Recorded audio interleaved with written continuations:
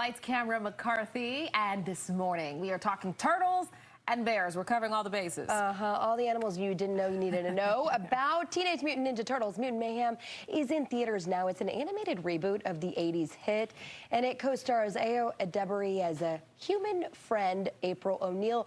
But you may also know her from her roles in Abbott Elementary as the sous chef Sydney on The Bear.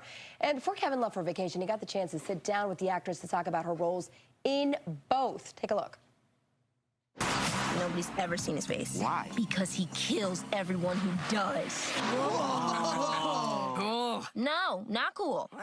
A bit cool. Can I kick it? We take out super fun, and then everyone will think we're cool. They'll accept us. In the beginning, when the turtles kind of sneak off to see Ferris Bueller, and Splinter gets a little upset about that. So I was wondering, growing up, did you have a movie that you snuck off to see that like your parents didn't know about, or like you were like something around that aspect of how the turtles did it? A lot of the movies that I was sneaking off to see, just this will sort of age me, but I remember sneaking off to see The Hangover.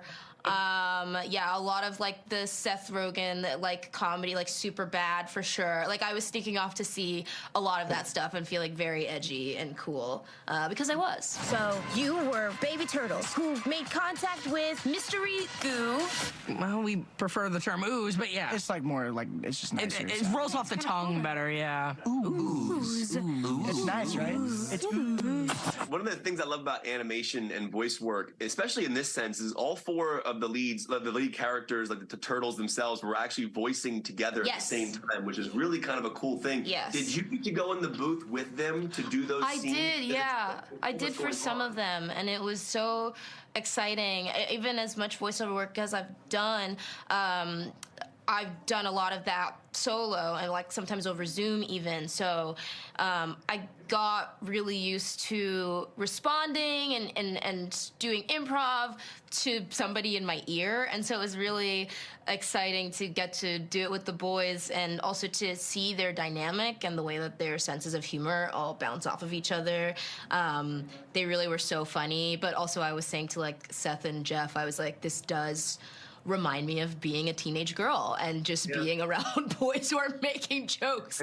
You're just like, okay, yes, this is happening. I want to go back to The Bear just for a quick second, because I find, like, as an actor, you get to live the life of a character, and you get to live your life through their eyes. I mean, you're playing a performance, but you're still you, but you become that character.